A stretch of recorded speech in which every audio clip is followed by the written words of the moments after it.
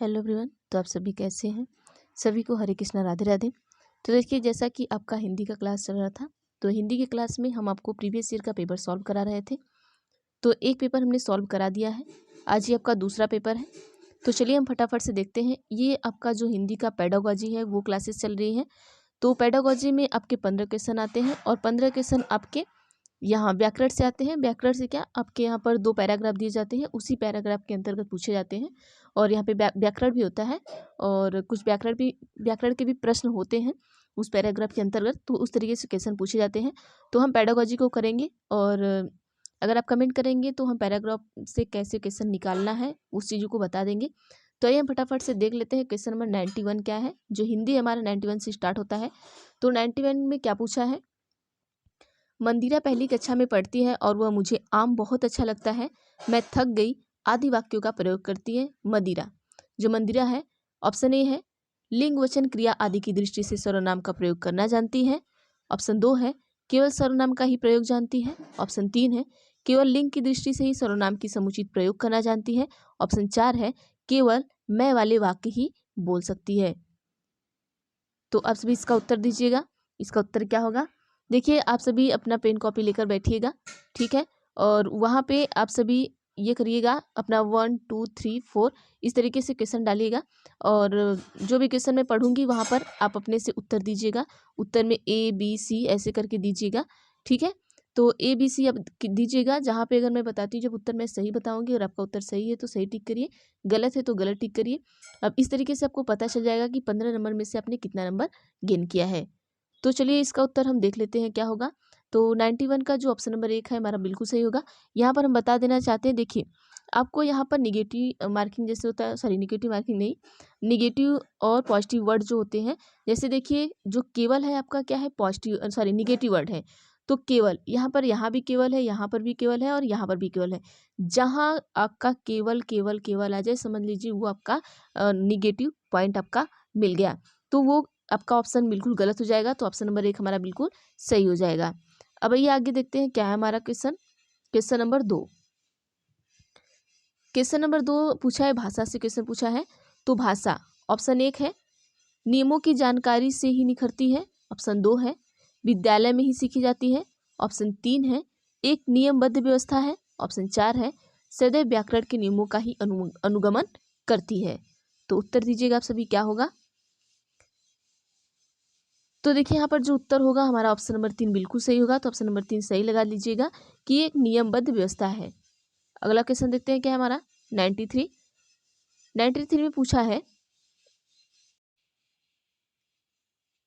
93 में पूछा है कि भाषा की पाठ्य पुस्तक का निर्माण करते समय सबसे कम महत्वपूर्ण बिंदु है। ऑप्शन ए है भाषा की विभिन्न छटाएं, 2 है अभ्यासों में वैविध्य, 3 है पाठ की संख्या, 4 है विषय वस्तु में वैविध्य। तो उत्तर बताइएगा क्या होगा यहाँ पर। क्वेश्चन नंबर 93 का उत्तर बताइएगा आप सभी क्या होगा। तो आइए हम देख लेते हैं यहाँ पर जो उत्तर होगा ऑप्शन नंबर 3 हमारा बिल्कुल सही होगा, पाठों की संख्या। अगला क्वेश्चन देखते हैं क्या है हमारा 94। 94 में पूछा है कि एक से अधिक भाषाओं का प्रयोग, ऑप्शन 1 है किसी भी एक समय में निपुणता में बाधक है। 2 है कक्षाएं जटिलताओं को बढ़ाता है। 3 है शिक्षकों के लिए गहन समस्या है। 4 है संज्ञानात्मक विकास में सहायक है। तो उत्तर लिखिएगा आप सभी अपने कॉपी में। चलिए 94 का जो उत्तर है आपका, हम बता देना चाहते हैं आपको यहाँ पर ऑप्शन नंबर 4 बिल्कुल सही होगा। जो एक से अधिक भाषाओं का प्रयोग है वो संज्ञानात्मक विकास में सहायता करता है। अगला हम देखते हैं 95। अब इसको छोटा करना पड़ेगा क्योंकि सीटेट में यही प्रॉब्लम है, मैं बार बार कहती हूँ कि क्वेश्चन कभी कभी बहुत बड़ा आ जाता है, कभी छोटा आ जाता है। चलिए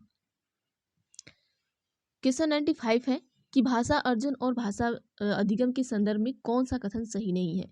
देखिए यहाँ पर क्वेश्चन ध्यान से पढ़िएगा, नहीं दिया है, ठीक है। तो आप यहाँ पर देखिएगा जब नहीं दिया रहता है तो जो तीन ऑप्शन रहते हैं, ठीक है, वो पॉजिटिव रहेंगे और जो लास्ट वाला रहेगा निगेटिव, वही वाला हमारा गलत हो जाएगा, ठीक है। ऑप्शन 1 है सांस्कृतिक विभिन्नता भाषा अर्जन और भाषा अधिगम को प्रभावित करने वाला महत्वपूर्ण कारक है। ऑप्शन 2 है भाषा अर्जन में विभिन्न संकल्पनाएं मातृभाषा में बनती हैं। ऑप्शन 3 है भाषा अधिगम में कभी भी अनुवाद का सहारा नहीं लिया जाता है। ऑप्शन 4 है भाषा अर्जन सहज और स्वाभाविक होता है जबकि भाषा अधिगम प्रयास पूर्ण होता है। तो उत्तर दीजिएगा क्या होगा आप सभी? 95। तो आइए हम देखते हैं जो 95 है, 95 का जो सही उत्तर होगा ऑप्शन नंबर 3 हमारा होगा कि भाषा अधिगम में कभी भी अनुवाद का सहारा नहीं लिया जाता। ये गलत बात है, ये तो यहाँ पर ये ऑप्शन नंबर 3 हमारा बिल्कुल सही हो जाएगा। ठीक है, अब अगला हम देखते हैं क्वेश्चन क्या है हमारा 96 में देखिए क्या पूछा है कि एक बहुभाषिक कक्षा में आप किसे सबसे कम महत्व देंगे। ऑप्शन 1 है बच्चों को सिखाना कि दो भाषाओं के मध्य विद्यमान समानता व अंतर का विश्लेषण कैसे किया जाता है। ऑप्शन 2 है विभिन्न प्रकार का बाल साहित्य। ऑप्शन 3 है कक्षा में विभिन्न प्रकार की सामग्री से समृद्ध वातावरण। ऑप्शन 4 है कक्षा के बहुभाषिक और बहुसांस्कृतिक संदर्भों के प्रति संवेदनशीलता। तो आप सभी उत्तर दीजिएगा क्या होगा इसका 96। तो चलिए इसका उत्तर हम जान लेते हैं। देखिए पूछा क्या है पहले ये जान लेते हैं। एक बहुभाषिक कक्षा में आप किसी सबसे कम महत्व देंगे। बहुभाषिक मतलब अलग अलग भाषाएं उस कक्षा में बोली जा रही हो। कोई इंग्लिश बोल रहा है, कोई हिंदी बोल रहा है, कोई मराठी बोल रहा है, कोई उर्दू बोल रहा है, तो इसी को हम क्या कहेंगे बहुभाषिक कक्षा कहेंगे। तो किसे सबसे कम महत्व देखेंगे बच्चों को सिखाना कि दो भाषाओं के मध्य विद्यमान समानता व अंतर का विश्लेषण कैसे किया जाता है। हम उसमें विश्लेषण का ये अंतर ये सब चीज़ें इसे हम बहुत कम महत्व देंगे।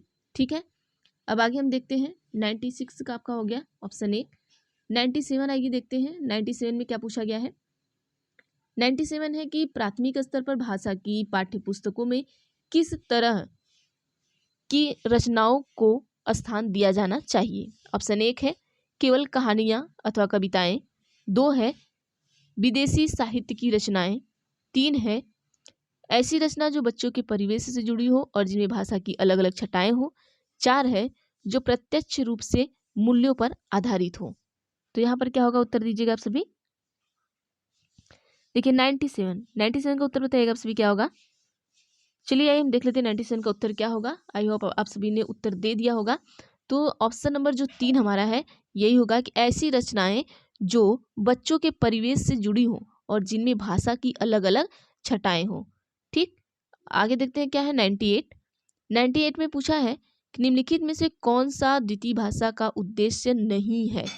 देखिए नहीं पूछा है तो नहीं में हमने आपको क्या ट्रिक बताया था कि 3 आपका पॉजिटिव होगा, 1 आपका निगेटिव होगा। जो आपका निगेटिव होगा वही आपका यहाँ पर उत्तर होगा। यहाँ पर निगेटिव नहीं है तो इसका उत्तर भी निगेटिव में ही आएगा। ठीक, ऑप्शन 1 है बोलने की क्षमता के अनुरूप लिखने की क्षमता का विकास। 2 है विभिन्न क्षेत्रों स्थितियों में हिंदी की विभिन्न प्रयुक्तियों को समझने की योग्यता का विकास। 3 है हिंदी के व्याकरणिक नियमों को कंठस्थ करना। 4 है दैनिक जीवन में हिंदी में समझने तथा बोलने की क्षमता का विकास। तो उत्तर दीजिएगा आप सभी क्या होगा यहाँ पर 98। तो देखिए 98 का यहाँ पर जो निगेटिव पॉइंट होगा ऑप्शन नंबर 3 होगा कंठस्थ करना। किसी भी चीज को हमने आपको बताया है कि कंठस्थ करना हमारा क्या है निगेटिव पॉइंट है, तो हमेशा यह निगेटिव पॉइंट में हमेशा उत्तर निगेटिव पॉइंट वाला ही सही होगा, इसका आप ध्यान रखिएगा। अगला है 99 में है कि हिंदी भाषा का मूल्यांकन करते समय आप सबसे ज्यादा किसे महत्व देंगे। ऑप्शन 1 है व्याकरणिक नियम। 2 है सीखने का क्षमता का आकलन। 3 है काव्य सौंदर्य। 4 है निबंध लिखने की योग्यता। देखिए हिंदी भाषा का मूल्यांकन करते समय आप सबसे ज्यादा किसे महत्व देंगे आप बताइएगा। तो आइए हम अब देखते हैं 99 का ऑप्शन नंबर 2 हमारा बिल्कुल सही होगा। जब भी हम किसी का मूल्यांकन करते हैं तो उसे की सीखने की जो क्षमता है क्षमता का जो आकलन हम करते हैं उसे ही सबसे ज्यादा क्या करेंगे महत्व देंगे। आगे हम देखते हैं 100 का क्या है। 100 में पूछा गया कि निम्नलिखित में से कौन सा बच्चों की भाषिक क्षमता के आकलन का सबसे उचित तरीका है। ऑप्शन 1 है संज्ञा शब्दों के 2 उदाहरण दीजिए। 2 है बादल, आसमान, चिड़िया, बच्चे के साथ संज्ञा शब्दों का प्रयोग करते हुए एक कहानी लिखिए। 3 है संज्ञा की परिभाषा को पूरा कीजिए। 4 है संज्ञा को परिभाषित कीजिए। तो उत्तर बताइएगा क्या होगा यहाँ पर। क्वेश्चन पढ़िएगा सभी ध्यान से। पूछा क्या है देखिए कि बच्चों की भाषिक क्षमता के आकलन का सबसे उचित तरीका, उसकी भाषा का जो क्षमता है उनका हमें आकलन करना है, तो सबसे उचित तरीका हम क्या अपना सकते हैं। तो 100 का ऑप्शन नंबर 2 सही होगा। देखिए आप बच्चे को जितना ज़्यादा से ज़्यादा चीज़ों का प्रयोग करने के लिए देंगे, आप उसकी क्षमता का आकलन आसानी से कर सकते हैं। अब आइए देखते हैं क्वेश्चन नंबर 101 क्या है हमारा। 101 है कि बच्चों की मौखिक अभिव्यक्ति का विकास करने के लिए सबसे कम प्रभावी तरीका कौन सा है। एक है संवाद अदायगी, 2 है व्याकरण आधारित संरचना अभ्यास, 3 है अपने अनुभव का वर्णन, 4 है बातचीत करना। तो यहाँ पर क्या होगा 101 का बताइएगा आप सभी। तो चलिए यहाँ पर देख लेते हैं, जो ऑप्शन नंबर 2 हमारा है ये बिल्कुल सही होगा। 101 का जो उत्तर होगा व्याकरण आधारित संरचना अभ्यास, ये सबसे कम प्रभावी तरीका होता है। व्याकरण और संरचना ये जो होती हैं, ये अब बार बार व्याकरणिक नियमों को करना, ये सब चीज़ें बच्चों के लिए क्या है, कम प्रभावी होती है उनके अभिव्यक्ति के लिए। 102 है कि भाषा सीखने के लिए कौन सा कारक सर्वाधिक महत्वपूर्ण है। ऑप्शन 1 है समृद्ध भाषिक वातावरण, 2 है भाषा के व्याकरणिक नियम, 3 है पाठ पर आधारित प्रश्नोत्तर, 4 है भाषा की पाठ्य पुस्तक। तो उत्तर दीजिएगा आप सभी। तो चलिए हम देखते हैं, जब हमारा 102 है उसका आंसर क्या होगा। ऑप्शन नंबर 1 बिल्कुल सही होगा। अब देखिए यहाँ पर हम आपको बता देना चाहते हैं, कहीं भी आपको भाषा सीखने के लिए आए, भाषा से संबंधित कुछ भी पूछा जाए तो वहाँ पर हमेशा समृद्ध भाषिक वातावरण ही लगाइएगा, ये उत्तर आपका बिल्कुल सही हो जाएगा। ठीक है, आगे हम देखते हैं 103। 103 में क्या पूछा है कि दृष्टिबाधित बच्चों को भाषा सिखाते समय, दृष्टिबाधित मतलब जो अंधे बच्चे होते हैं जिन्हें दिखाई नहीं देता है। ऑप्शन 1 है अधिक से अधिक मौखिक भाषा का प्रयोग करना चाहिए, 2 है उन्हें कक्षा में अलग बैठाना चाहिए ताकि उन पर विशेष ध्यान दिया जा सके, 3 है उन्हें विभिन्न भाषिक गतिविधियों में शामिल नहीं करना चाहिए, 4 है कम पाठों वाली पाठ्यपुस्तक का निर्माण किया जाना चाहिए। अब देखिए यहाँ पर जो उत्तर है ये बहुत ट्रिकी है। आप क्या करेंगे, फटाक से आप ये दूसरा वाला उत्तर दे देंगे कि उन्हें कक्षा में अलग बैठाना चाहिए, लेकिन ये आपका निगेटिव पॉइंट पकड़ लेगा। कभी भी हमें बच्चों को, ऐसे बच्चों को हमेशा भी, कोई भी किसी तरीके का बच्चा हो, उसे हमेशा एक ही क्लास में बैठाना चाहिए, एक ही क्लास में पढ़ाना चाहिए। हम उसे अलग कभी नहीं कर सकते। अगर ऑप्शन में अलग करने के लिए दिया है तो समझ जाइए वो आपका निगेटिव पॉइंट है, वो हमेशा आपका ऑप्शन गलत ही होगा।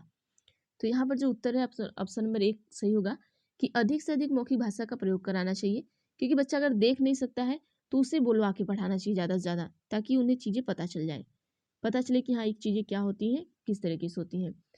104 है कि बहुभाषिकता। बहुभाषिकता हमने बताया कि कोई एक क्लास है, एक क्लास में अलग अलग बच्चे हैं, कोई हिंदी बच्चा बोल रहा है, कोई इंग्लिश बोल रहा है, कोई संस्कृत बोल रहा है, कोई उर्दू बोल रहा है, तो यही हमारी क्या हो जाएगी, बहुभाषिकता हो जाती है। ऑप्शन 1 है भाषा सिखाने में बहुत बड़ी बाधा है, 2 है भाषाई समृद्धि को खतरे में डालती है, 3 है भाषा सीखने में बाधा उत्पन्न करती है, 4 है भाषा सीखने में एक महत्वपूर्ण संसाधन है।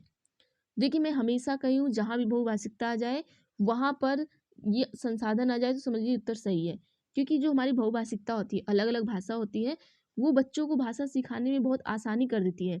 अगर आपका दोस्त है, वो हमेशा आपसे इंग्लिश में बात करता है और आप हमेशा उससे हिंदी में बात करते हैं, ठीक है, तो आपका दोस्त आपकी भाषा को आसानी से सीख सकता है और आप अपने दोस्त की भाषा को आसानी से सीख सकते हैं। तो ये हमारी बहुभाषिकता हो गई। एक ही क्लास में बहुत सारे बच्चे होते हैं, वो अलग अलग तरीके से बोलते हैं, तो आप अलग अलग तरीके से अलग अलग बच्चों की कुछ चीज़ें आप सीख लेते हैं, तो ये हमारे लिए संसाधन होता है, न कि ये हमारे लिए क्या होगा। तो ऑप्शन नंबर 4 बिल्कुल सही होगा, हमारे लिए संसाधन होगा, ये खतरा नहीं होगा। ठीक, 105 देखते हैं।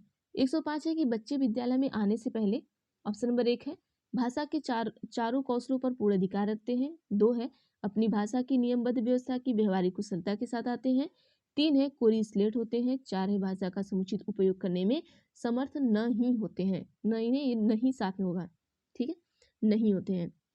उत्तर दीजिएगा क्या होगा। तो चलिए यहाँ पर हम देखते हैं उत्तर क्या होगा। 105 105 का जो सही उत्तर होगा ऑप्शन नंबर 2 हमारा, सॉरी ऑप्शन नंबर 2, हाँ ऑप्शन नंबर 2 ही सही होगा कि अपनी भाषा की नियमबद्ध व्यवस्था की व्यवहारिक कुशलता के साथ आते हैं। तो ये हो गया आपका 15 क्वेश्चन पेडागोजी के, ठीक है। अब 15 क्वेश्चन आपकी ये गद्यांश पद्यांश है, तो इन्हें हम एक अलग से ट्रिक के माध्यम से आपको बताएंगे कि गद्यांश पद्यांश आपको कैसे हल करना है। ये एग्जाम के लास्ट टाइम में बताएंगे ताकि आप इनको कर लें। तो प्लीज़ आप सभी अगर चैनल पर नए हैं तो प्लीज़ चैनल को सब्सक्राइब कर लीजिएगा। अगर वीडियो अच्छी लगी तो वीडियो के बारे में कमेंट भी क्या करिए, मैं भी बताया करिए कि आपको वीडियो कैसी लगी है और किस तरीके की वीडियो चाहिए, आप वो भी कमेंट करके बताया करिए। और अगर आप हमारे पुराने स्टूडेंट हैं तो प्लीज़ आप लोगों तक शेयर भी किया करिए ताकि नए लोग हमसे जुड़े। तो थैंक यू एवरीवन।